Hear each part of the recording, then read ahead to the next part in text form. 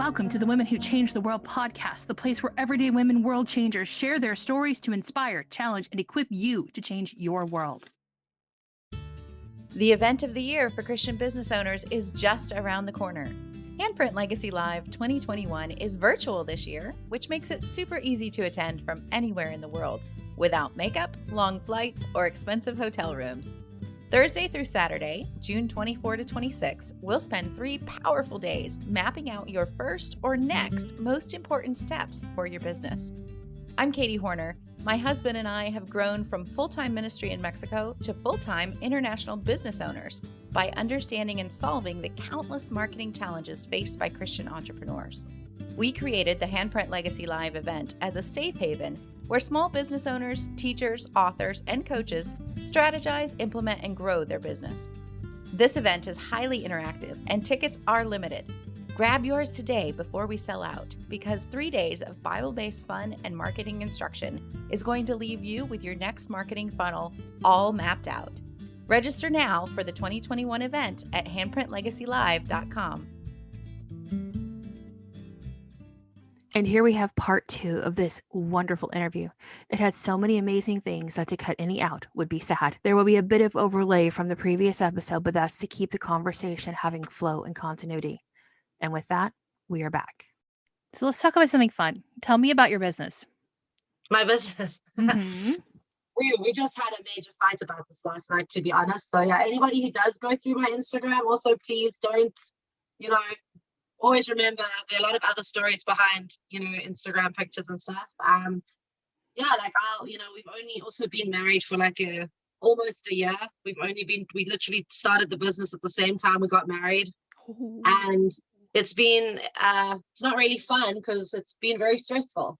It's been really, really stressful, and I'm working really hard. Highly, highly recommend. Do not start a business. Do not start trying to import business during a global pandemic. Do not advise to anybody. Worst life decision ever. Had someone told me, there's going to be a global pandemic. Wouldn't have started it at the time that I did. But I'm kind of also just trying to have faith in it and, believe that this is the path God wants me to do. The vision is, it's my South African shop. It's the only South African shop currently around Asia at the moment. We're very small, but I've realized there are no other South African shops in Philippines or Vietnam, China. I'm getting a lot of customers in those countries being like, oh yeah, please send me stuff. Mm-hmm. So I kind of, my goal is to make this Lekker Spaza empire in Asia, as well as being the cultural bridge between Korea and South Africa. Okay. That's my main vision. You said a word I didn't know. What is Lekker? Lekker. Yeah, I got a hat for that too. Well, and I've seen the two of you wear shirts or shoes. Yeah. Yeah, I saw that and I'm like, yeah. So it means lekker comes from Dutch, which actually means sweet. The original translation is like a sweet. Be kind. Right. So Afrikaans and Dutch are very similar, right? So for those that don't know, Afrikaans is one of the official languages in South Africa. And we have a lot of slang. A lot of Afrikaans is used as slang among South Africans. So be lekker is one of them. So if you know Korean and you know the word debak kind of means like wow great or wow. Lekker can have so many different meanings, but it's got a positive meaning.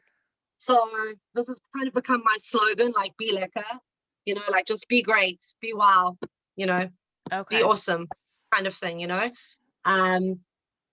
So anyway, that's why we made the shop Lekker Safa Spaza, and Safa means South African.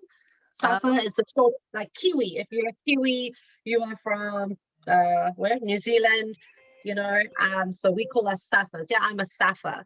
So I mean, South African. Spaza is a small shop. It means it's also slang for a shop in South Africa, like a tiny local shop in a township. So yeah, Lekker Safa Spaza. And my vision, like I said, right now we're very small. I don't have the money to do what I want to do right now, but my main goal is to become the cultural bridge between South Africa and South Korea. So to export K-pop and K-beauty, and to import South African products into the Korean market and just educate, because That's the thing. Like many Koreans don't know.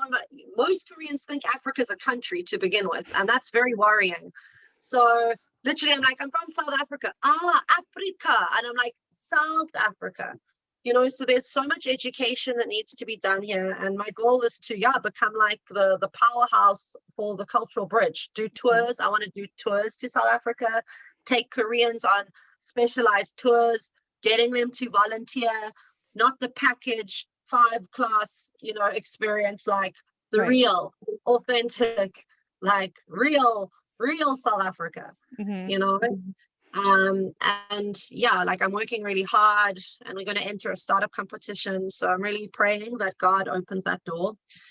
So yeah, we will see. But it's a lot of work, and it's really hard.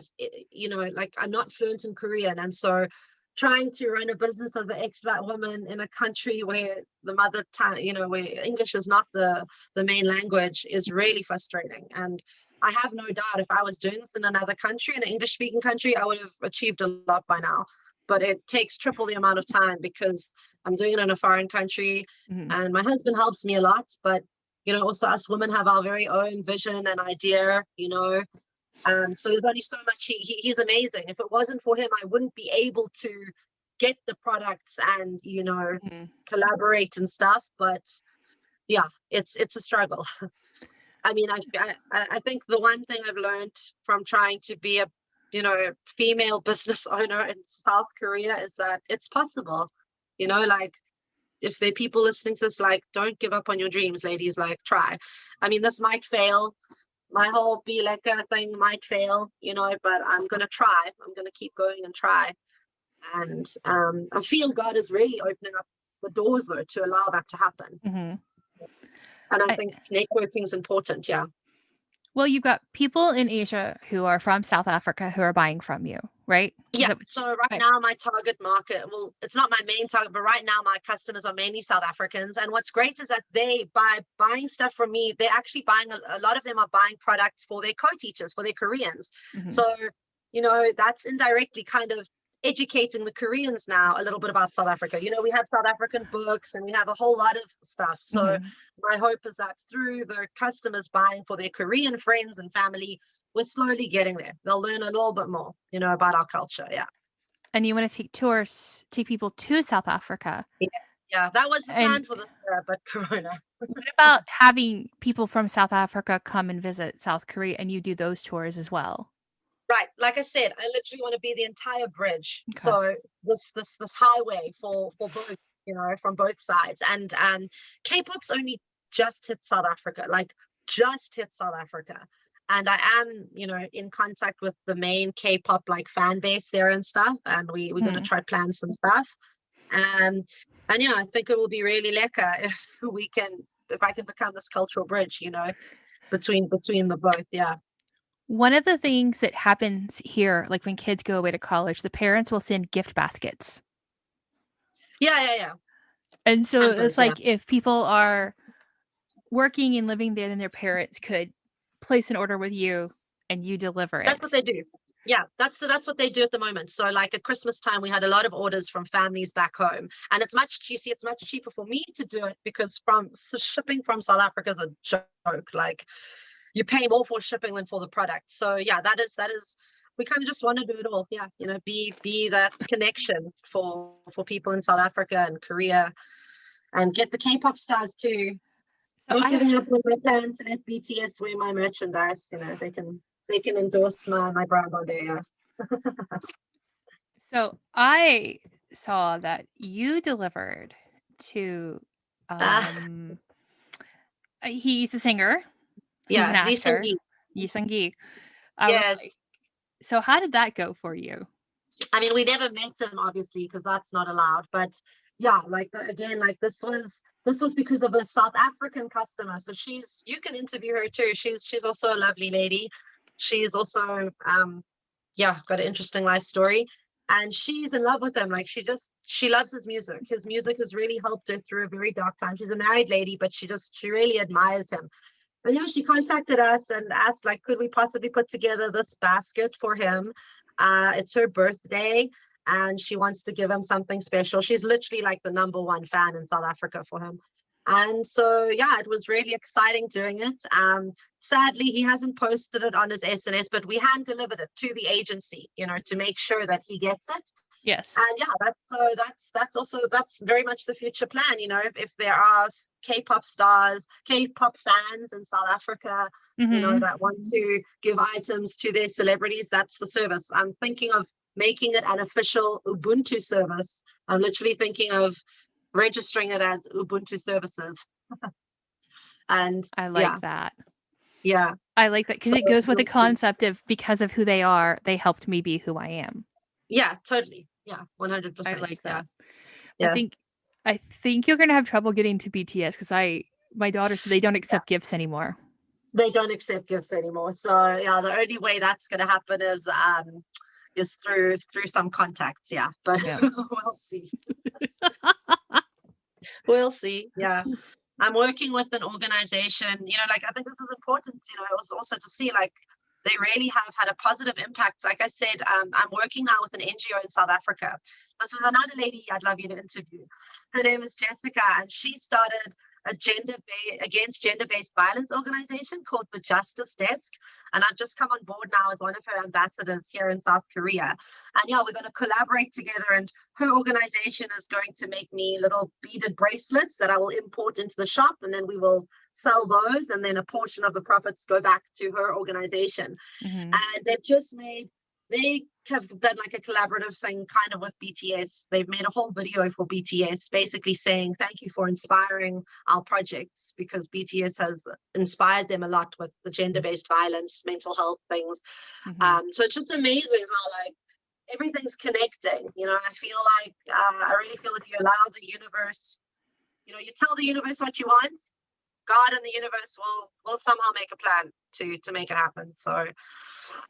So yeah, I think there's a lot of connection happening that can really our hope is to work together and really educate Koreans, educate the K-pop stars about South Africa and the problems that we have, because if Korea doesn't have the same level of problems as a third world country, it's such a different life. There's still people in South Africa that don't have access to computers. Everybody here has access to 5G and Wi-Fi everywhere. It's just such a contrasting kind of life. And I think as K-pop becomes more global, I think it's really important that K-pop stars are educated, about these countries that they could possibly go and visit. So yeah. It's a totally different mindset walking into somebody else's space, I think. Totally. Yeah. Because if you don't know what to do or what to expect, you struggle with offending people. And I mean, there are things that are like here in the US that are very common. If you've got a handful of stuff and you're walking to a door, I'm going to open the door for you. Right. That's just common. Well, here, what we in the US call common courtesy. That's just how it is. Right. Things like we do funerals differently here. There's a funeral procession of cars and everybody pulls out of the way and lets them through. Right. So it's a different way of looking at things and a different way of dealing with things. But if I'm coming into that space, as a woman wanting to do something to help make things better. Right. What are 3 things I've got going for me and 3 things I've got going against me coming into that? I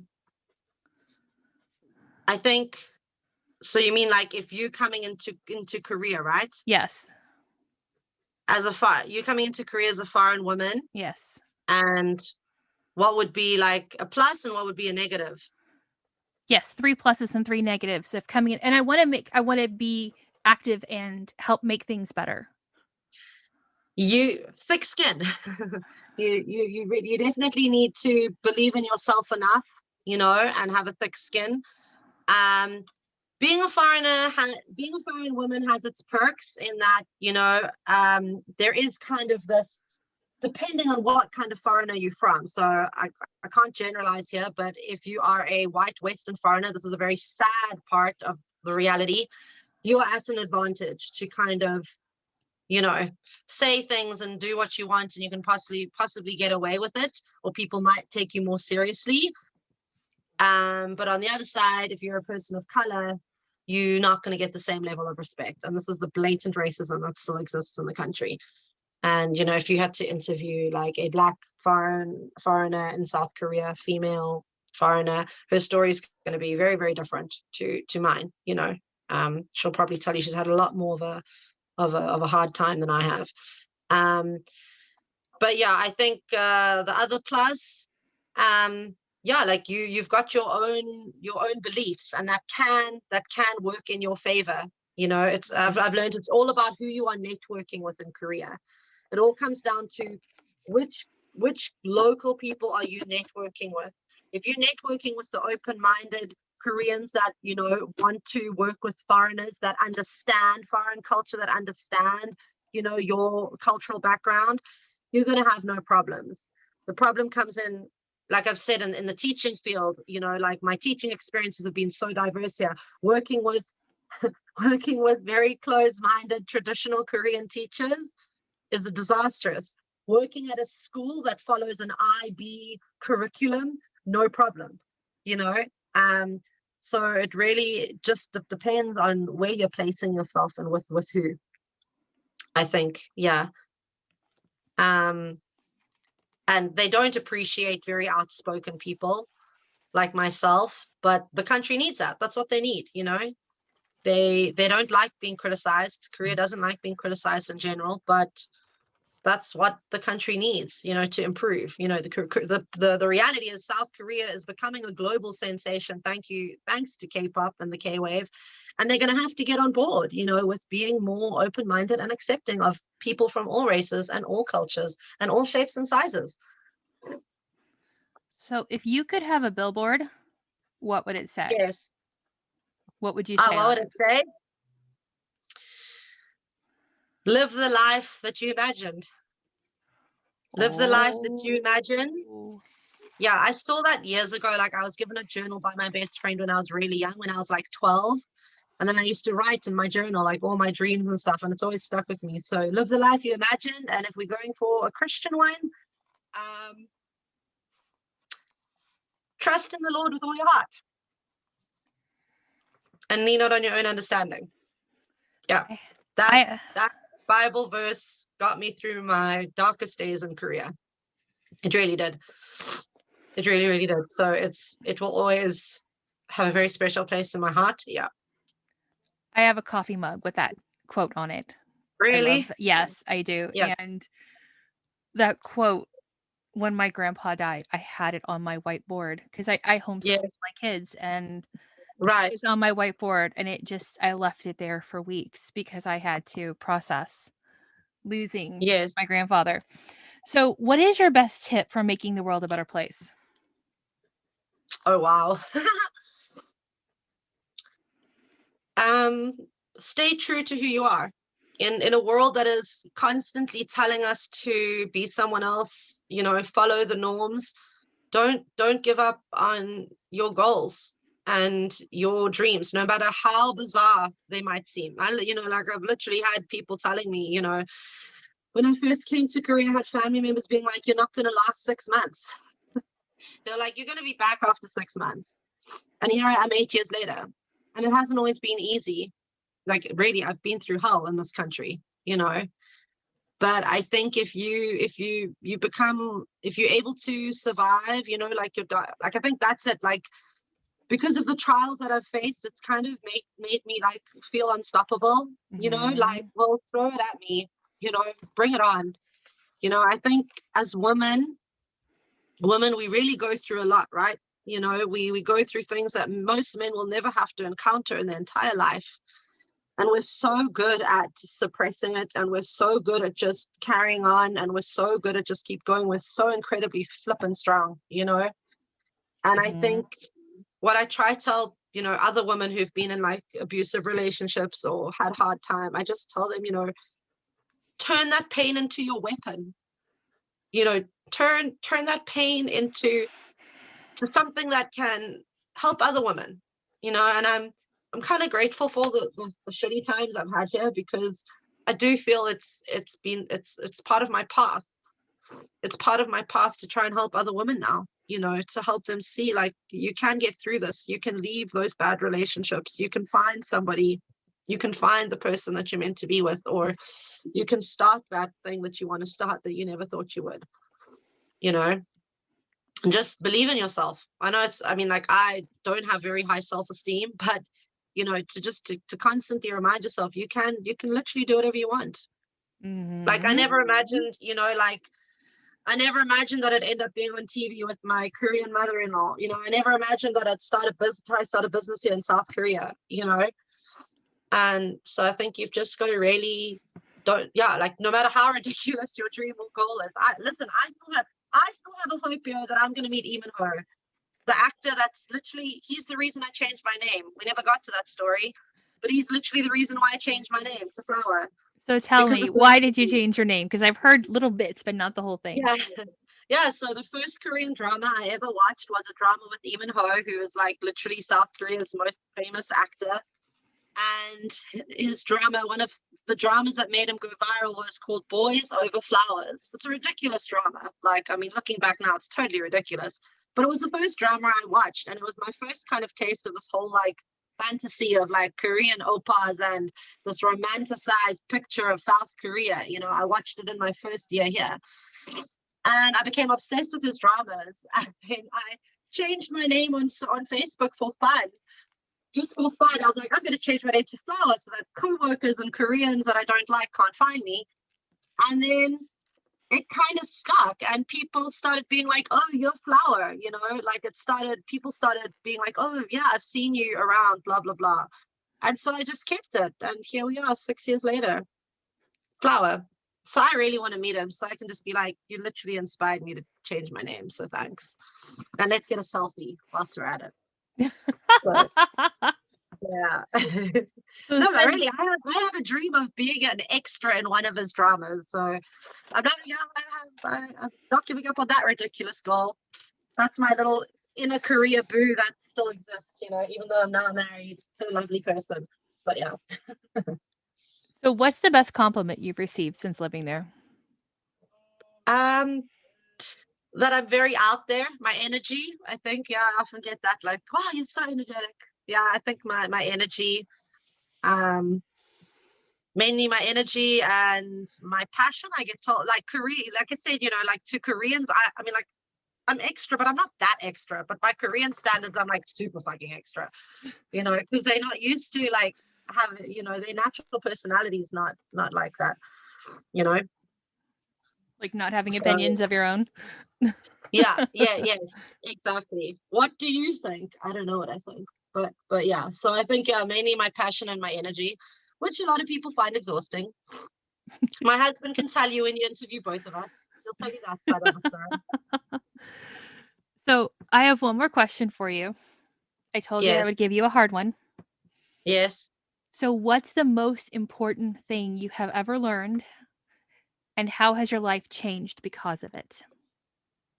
The most important thing that I've ever learned. Yeah, again, like aligned with like you there literally is no limit. There really is no limit to what you can achieve in this life. And I think once you achieve one small thing, you overcome that fear of like pushing yourself to do it, and you do it. Then you're like, oh dang, that wasn't that hard. Okay, like what you're doing now, like, you still said like you still, you feel quite new to this or whatever, but like it's literally paving the way for the goals and allowing you to open those doors that you need. So yeah, just really like keep going. Don't give up. And you've got to really block out the haters. I've got a whole Facebook group going on against me, trying to close down my business and shop. So that just gives me more energy to keep going. I'm just like, wow, you're popular. I mean, for the wrong reasons apparently, but like, yeah, now I'm just like, okay, watch me go. My shop's been on TV already. Right, let's take it to the next level. I'm going to enter a startup competition, and I'm going to make sure that my business gets selected. And thanks, haters, for, I think we also got to, like, I suffer from anxiety. So anybody that criticizes me, like, I've literally had breakdowns over the business, like being like, I just want to shut it down because there are too many people that are trying to destroy it. Like, it's so hard to keep going. But I've tried to change my mindset lately, and just use the haters as your weapon as well. Like, prove them wrong. Prove them bloody wrong. That's what I want to say. And the British in you finally comes out. I've been waiting. I've been waiting the whole time, and it's like, okay, there it goes. Yeah, it's such I go from water to grass and grass. Literally, depending who I'm talking to these days, it just shifts. But yeah, we've got a mix of everything these days. Yeah. Oh, I love it. I have a thing for accents, especially. I just love listening to people talk because it's a crazy experience for me. Right. So that is all I've got for you guys today. I plan on having Flower come back with her husband, and then I would love to do another interview with her husband, and her mother-in-law, sure, speaking into some of the things that we have talked about, because these are things that people don't know about. They don't realize, they don't know what's going on, and you are making a difference in the world. When you are teaching children, you are making a difference in the world. The fact that you are starting to really focus on the mental health of especially children and idols who are really, really struggling, to the point of there's a law there that if people start speaking slanderously, they can get fined for it or even go to jail. Yeah, that's the problem. Like, the defamation laws here are so disgusting. It literally protects it doesn't protect the victims at all. And that's the problem. Like, the K-pop stars, us as teachers, we're not protected here. If we mention our school badly, there's a major problem. So you can't even mention a diner badly if you ended up with food poisoning, from what I've understood. Still try to. Yeah, it's ridiculous. So there's so much more to talk about, and we will get back to that at a different time. Sure, yeah. And what she's talking about earlier is that me being nervous is I have to force myself to slow my breathing before I get on here, because I am nervous. And the reason I'm nervous is because these women who I'm interviewing, they matter. They matter. Their story matters. They are important. And they are here to show you, look, I'm just like you. I'm struggling. I'm dealing with life just like you are. But I can make a difference, and so can you. So thank you, Flower, for your time. In the morning for you, it's 8:30 at night for me. So it's like what, 9:30 for almost 9:30 for you in the morning? Yeah, 9:30 for me. Yeah. So hey, you can be on the other side of the world, and Zoom is amazing. It makes everything. There we go. Yeah. So I will talk to you guys soon. Have a great day. The event of the year for Christian business owners is just around the corner. Handprint Legacy Live 2021 is virtual this year, which makes it super easy to attend from anywhere in the world, without makeup, long flights, or expensive hotel rooms. Thursday through Saturday, June 24 to 26, we'll spend 3 powerful days mapping out your first or next most important steps for your business. I'm Katie Horner. My husband and I have grown from full-time ministry in Mexico to full-time international business owners by understanding and solving the countless marketing challenges faced by Christian entrepreneurs. We created the Handprint Legacy Live event as a safe haven where small business owners, teachers, authors, and coaches strategize, implement, and grow their business. This event is highly interactive, and tickets are limited. Grab yours today before we sell out, because 3 days of Bible-based fun and marketing instruction is going to leave you with your next marketing funnel all mapped out. Register now for the 2021 event at handprintlegacylive.com.